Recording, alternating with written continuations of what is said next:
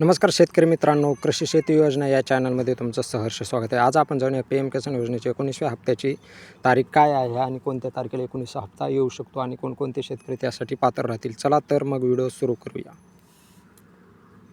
पाहू शकता, P M किसान योजनेअंतर्गत आतापर्यंत 18 हप्ते जारी करण्यात आले आहे, ज्याचा लाभ करोडो पात्र किसान शेतकऱ्यांनी घेतलेला आहे. या क्रमाने आता 19वा हप्ता रिलीज होणार, तो कधी रिलीज केला जाऊ शकतो. चला तर मग पाहूया. जसं की तुम्ही पाहू शकता, 1900 किस्तीसाठी प्रधानमंत्री किसान सन्मान निधी योजना, भारत सरकारच्या अनेक योजनांपैकी एक म्हणजे प्रधानमंत्री किसान सन्मान निधी योजना. ही वास्तविक योजना केंद्र सरकारद्वारे चालवली जाते आणि या योजनेसाठी पात्र असलेल्या शेतकऱ्यांनाच त्याचा लाभ दिला जातो.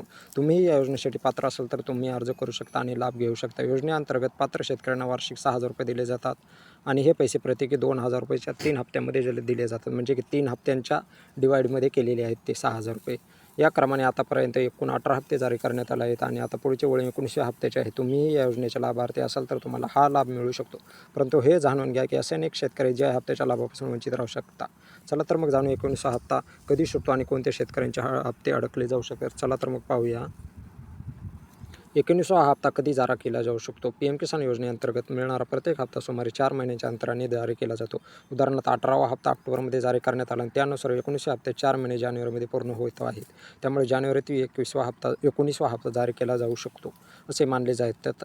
व 19व्या हप्त्याची रिलीज डेट अद्यापपणे अधिकृतपणे घोषित कर, म्हणजे की सरकारने कोणतीही अधिकृतपणे घोषणा केलेली नाही की 19वा हप्ता कधी रिलीज केला जाऊ शकतो. तर कोणते शेतकरी त्यांना भेटू शकत नाही 19वा हप्ता, तर ज्यांचे हप्ते अडकले आहेत अशा शेतकऱ्यांमध्ये बोललं तर ज्या शेतकऱ्यांचे चुकीचे अर्ज केले आहेत त्यांनाचा विचार केला जाईल. तुम्ही अपात्र असाल आणि तरीही तुम्ही पी एम किसान योजनेशी चुकीच्या पद्धतीने जोडले असाल तर अशा लोकांचे अर्ज ओळखून ते रद्द केले जात आहेत. त्यामुळे चुकीच्या पद्धतीने अर्ज करणे टाळा आणि जे लोक तुम्हाला तसे करण्यास सांगतात म्हणजे चुकीचा तुम्ही अर्ज भरूच नका असं त्यांचं म्हणणं आहे.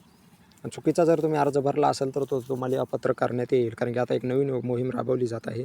ज्या शेतकऱ्यांनी ई-के-वाय-सी केली नाही त्यांनाही त्यांचा हप्ता अडकू शकतो. म्हणजे ज्यांची ई-के-वाय-सी झाली नाही त्यांचा देखील हा 19वा हप्ता भेटू शकत नाही. तर त्यांनी त्वरित पी एम किसान ऑफिशियल वेबसाईट किंवा तुम्ही याच्यावर देखील करू शकता, काय म्हणतात ते CSC सेंटर जवळच्या जाऊन. दुसरं काय आहे तर जर तुम्ही पी एम किसान योजनेशी संबंधित असाल तर तुम्ही याला हप्त्याचा लाभ घ्यायचा तर तुम्ही जमीन पडताळणी करून घेणे आवश्यक आहे. हे काम न केल्यास तुम्हाला हप्त्याच्या लाभापासून वंचित राहू. जमीन पडताळणी म्हणजे तुमचं लँड रेकॉर्ड जे आहे ते यस असायला हवं, जे तुमच्या पी एम किसान वेबसाईटला लिंक असायला हवं, तरच तुम्हाला 19वा हप्ता भेटू शकतो. शेतकऱ्यांचे आधार कार्ड बँक त्यांच्या खात्याशी लिंक पाहिजे, म्हणजे की तुमचं आधार कार्ड बँकला DBTला लिंक असेल तरच तुम्हाला 19वा हप्ता येऊ शकतो. जर व्हिडिओ आवडला असेल तर व्हिडिओला लाईक करा आणि चॅनलला सबस्क्राईब करा. धन्यवाद.